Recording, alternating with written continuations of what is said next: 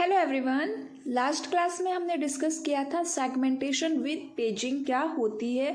आज हम देखने वाले हैं कि वर्चुअल मेमोरी क्या होती है, डिमांड पेजिंग क्या होती है, पेज फॉल्ट किसे कहते हैं, थ्रेशिंग क्या होती है और पेज फॉल्ट के न्यूमेरिकल को कैसे सॉल्व किया जाता है। अब देखिए कि वर्चुअल मेमोरी क्या होती है। तो virtual memory it is a storage scheme. क्या होती है? ये भी एक स्टोरेज टेक्निक होती है और ये क्या करती है? ये एक इल्यूज़न प्रोवाइड करती है, एक भ्रम पैदा करती है। किस चीज़ का? कि हमारे पास बहुत ही ज़्यादा मेन मेमोरी है। और ये भ्रम, ये इल्यूज़न वो कैसे पैदा करती है?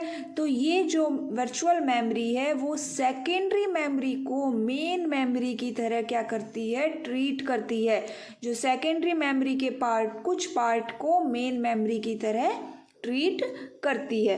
उससे क्या होगा कि जो यूज़र है वो क्या करेगा? एक बिग साइज़ की प्रोसेस को भी लोड कर सकता है बिना ये चिंता किए कि उसके पास इतनी मेन मेमोरी है या नहीं। क्यों? क्योंकि उसे तो एक इल्यूज़न मिला है ना, उसे तो इसके सामने तो एक इल्यूज़न पैदा कर दिया गया है कि तुम कितनी भी बड़े साइज़ की प्रोसेस को लोड कर सकते हो। यहाँ पे जो ऑपरेटिंग सिस्टम है ना वो क्या करेगा? उस प्रोसेस को एक बार में लोड ना करके उसको पार्ट्स में लोड करता है, जिससे कि क्या होगा कि अगर मेमोरी कम पड़ गई उसके लिए तो उसके कुछ पार्ट को वो सेकेंडरी मेमोरी में स्टोर कर सके। तो इससे क्या पता चला हमें कि यहाँ पे जो डेटा है वो कॉन्टिन्यूअसली स्टोर नहीं होता है। ठीक है, ज़रूरत नहीं है उसको कॉन्टिन्यूअसली स्टोर होने की। और दूसरी बात, degree of multi programming increase हो जाती है और सीपीयू यूटिलाइजेशन भी यहाँ पे ज़्यादा हो जाता है। अब ये एक टेक्निक है जो हार्डवेयर और सॉफ्टवेयर दोनों को यूज़ करके इम्प्लीमेंट की जाती है।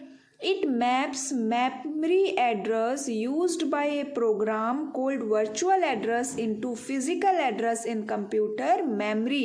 हमने फर्स्ट क्लास में भी देखा था, लॉजिकल एड्रेस को वर्चुअल एड्रेस भी बोल देते हैं और यहाँ पे उनकी क्या हो रही है? मैपिंग। अगला पॉइंट देखिए कि all memory references within a process are logical addresses that are dynamically translated into physical address at run time. कहने का क्या मतलब है कि ये जो मैपिंग होगी, ये जो एड्रेस का ट्रांसलेशन है वो रन टाइम पे हो रहा है। ठीक है, इसके लिए ये ज़रूरी नहीं है कि वो सारी सेगमेंट, वो सारी पेजेस मेन मेमोरी में एग्जीक्यूशन के टाइम पे प्रेजेंट हो, ऐसा ज़रूरी नहीं है। जिस भी सेगमेंट की, जिस भी पेजेस की आपको रिक्वायरमेंट है वो उसी टाइम पे लोड किया जाएगा। इतनी बात आपको समझ आई। अब वर्चुअल मेमोरी को हम डिमांड पेजिंग और डिमांड सेगमेंटेशन की हेल्प से इम्प्लीमेंट करते हैं। डिसएडवांटेज क्या है? सिस्टम क्या है? स्लो हो जाता है क्योंकि हमें स्वैपिंग करनी पड़ती है। दूसरा, हार्ड डिस्क का जो स्पेस है वो काफ़ी कम हो जाता है यूज़र के यूज़ करने के लिए। इतनी बात आपको समझ में आई। अब ये देखते हैं कि डिमांड पेजिंग क्या होती है। तो डिमांड पेजिंग क्या है कि सीपीयू ने क्या किया? एक रिक्वेस्ट डाली एक पेज के लिए और वो पेज उसको नहीं मिला मेन मेमोरी में, तो वो क्या हो गया? एक डिमांड राइज करेगा। क्या करेगा? एक डिमांड राइज करेगा कि भाई उसको एक पेज नहीं मिला, वो पेज लाके दो। तो ये क्या होती है? डिमांड पेजिंग होती है। और उसको पेज नहीं मिला, इसको क्या बोलते हैं? पेज फॉल्ट हो गया। पेज फॉल्ट हो गया मतलब उसको पेज नहीं मिला। तो the process of loading the page into memory on demand is known as demand paging. और सेगमेंटेशन क्या होगा? Loading the segment. Page fault क्या होता है? पेज फॉल्ट का मतलब होता है कि जो पेज हमें चाहिए उसको क्या बोल रहे हैं? रेफर्ड पेज, और वो पेज हमें मेन मेमोरी में नहीं मिला, मतलब क्या हो गया? मिस हो गया। अब इस कॉन्सेप्ट को क्या कहते हैं? पेज मिस और पेज फॉल्ट। अब सीपीयू क्या करेगा? इस पेज सेकेंडरी मेमोरी से क्या करेगा? वो मेन मेमोरी में क्या करेगा? लोड करेगा। सीपीयू क्या करेगा? उस पेज को सेकेंडरी मेमोरी से मेन मेमोरी में लेके आएगा। अब यहाँ पे देखिए, अगर पेज फॉल्ट बहुत ज़्यादा है तो हमारा जो इफ़ेक्टिव एक्सेस टाइम है वो क्या हो जाएगा? वो भी हाई हो जाएगा। ठीक है, जो कि एक अच्छी बात नहीं है। इतनी बात आपको समझ आई कि पेज फॉल्ट क्या होता है और डिमांड पेजिंग और डिमांड सेगमेंटेशन क्या होती है। अब बात करते हैं कि थ्रेशिंग क्या होता है। अब आप देखिए कि मान लीजिए हमने जितने भी पेजेस की डिमांड की, हमें जितने भी पेजेस चाहिए, वो उसमें से एक भी पेज मेन मेमोरी में नहीं मिला। हमें 10 पेजेस चाहिए थे, 10 के 10 पेजेस ही मेन मेमोरी में नहीं है, तो मतलब क्या हुआ, 10 पेज फॉल्ट हो गए। अब वो नंबर ऑफ पेज फॉल्ट एक तरह से क्या हो गए, नंबर ऑफ रेफर्ड पेजेस के इक्वल हो गए। तो इसका क्या मतलब हुआ कि जो हमारा इफेक्टिव एक्सेस टाइम है वो बहुत ही ज़्यादा है। क्योंकि उसको एक भी पेजेस नहीं मिला और उसके सारे पेजेस उसको सीपीयू से, सेकेंडरी मेमोरी से लोड करने पड़ेंगे। ठीक है, इस कॉन्सेप्ट को क्या बोल देते हैं, थ्रेशिंग बोल देते हैं, कि जब आपको एक भी पेज फॉल्ट जो है, सारे ही क्या हो, पेज फॉल्ट हो। अब यहाँ पे देखिए, if the page fault rate is pf%, the time taken in getting a page from secondary memory and again restarting is s and the memory access time is. तो यहाँ पे देखिए इफेक्टिव एक्सेस टाइम कैसे find out होगा। मान लीजिए मेरे पास page fault 80% given है, ठीक है।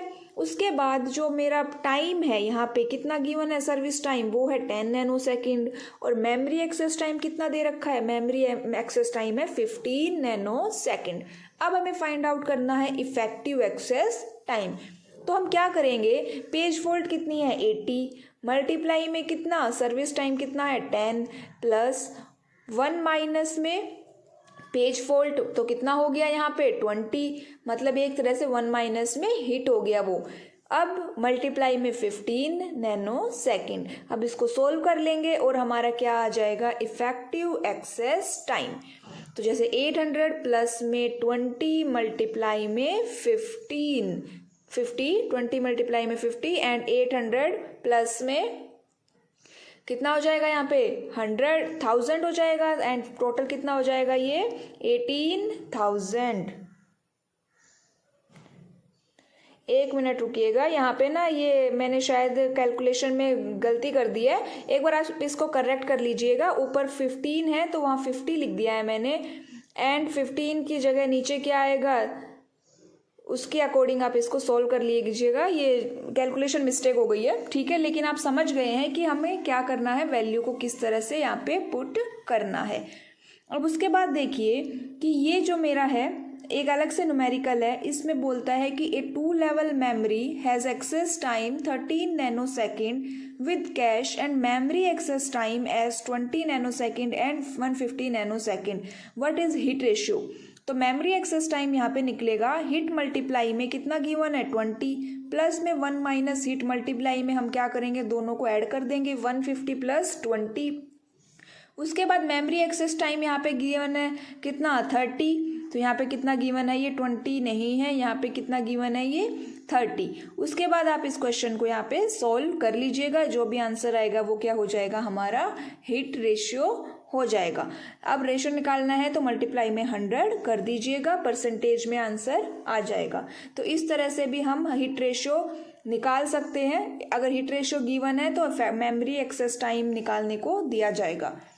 अब बात करते हैं इन्वर्टेड पेज टेबल की। तो is the global page table which is maintained by operating system for all processes. Inverted page table क्या है, एक पूरी ग्लोबल पेज टेबल है जो ऑपरेटिंग सिस्टम मेंटेन करता है सभी प्रोसेस के लिए, ठीक है। इसका मतलब क्या हुआ, मेन मेमोरी में जितने फ्रेम्स होंगे उतने ही नंबर ऑफ एंट्रीज इस टेबल के अंदर होगी। ये क्यों आई, पेज टेबल के ड्रॉबैक को रिमूव करने के लिए। क्या ड्रॉबैक था, पेज टेबल में क्या होता था कि पेजेस के लिए स्पेस रिजर्व किया जाता था, फिर चाहे वो पेज वहाँ पे हो या ना हो। इससे क्या होगा, वेस्टेज ऑफ मेमोरी होगा। इसी वेस्टेज को कम करने के लिए, ख़त्म करने के लिए inverted page table I. Inverted page table में क्या था कि केवल हम वही इंफॉर्मेशन रखेंगे जो पेजेस प्रेजेंट है, केवल उन्हीं पेजेस की इंफॉर्मेशन रखेंगे। इसमें हम फ्रेम्स को एज ए इंडेक्स यूज़ करेंगे। क्या क्या होगा उसके अंदर, प्रोसेस आईडी क्या है और उसकी पेज नंबर क्या है, ये हम इसमें स्टोर करेंगे। तो यहाँ पे देख सकते हो P1 और P2, P1 पेज नंबर है, P2 उसका P1 प्रोसेस आईडी है एंड P2 पेज नंबर है। ऐसे ही आगे जितने भी है, P लास्ट वाले में देखिए P2 प्रोसेस आईडी है एंड P2 उसका पेज नंबर है। तो ये तो क्या थी, इन्वर्टेड पेज टेबल।